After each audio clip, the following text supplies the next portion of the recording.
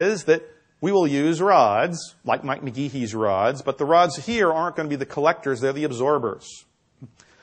Two photosystems, one that is oxidatively stable, that absorbs blue light and lets through red. The other that absorbs the red light and is reductively stable. And this side reduces water and or CO2 to fuel, and this side oxidizes water to oxygen.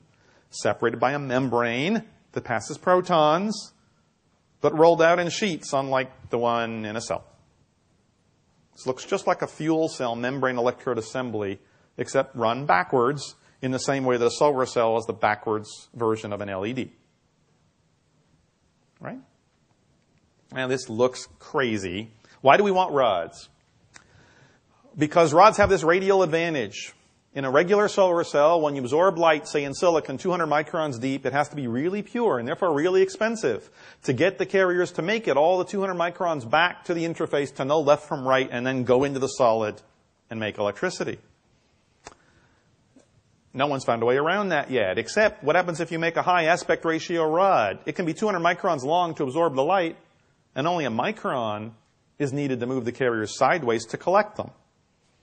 Now, if you try to make a solar cell out of this, it's pretty hard because you have to make conformal radial junctions to every one of these. But if you make these materials and just dunk them in water, then the water just naturally makes the junction to all of these systems. Okay? In addition, this idea of using highly asymmetric systems, which we've done, we know it works. I'll show you pictures. Allows you to use really cheap materials like pyrite, iron sulfide. Second most abundant combination of stuff on our planet. Pyrite needs 3 microns to absorb the light, but as found in nature, it's very defective. Carriers can only move 20 nanometers. So only the top 20 nanometers would be a good solar cell, and therefore would be very inefficient because most of the light would be absorbed where it would only make heat and never make electricity. But if it's 3 microns long and 20 nanometers wide, carriers can be collected by 20 nanometers to all the sides. This is just like we call it a photon forest. It's just like aspen trees. It's what nature did in highly oriented systems, where there's a long distance to absorb the light and a short distance to move the carriers. That's how it pumps water into trees.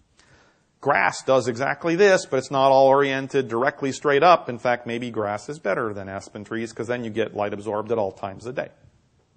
So your lawn figured it out. There's another advantage. The other advantage is that platinum is the most expensive catalyst.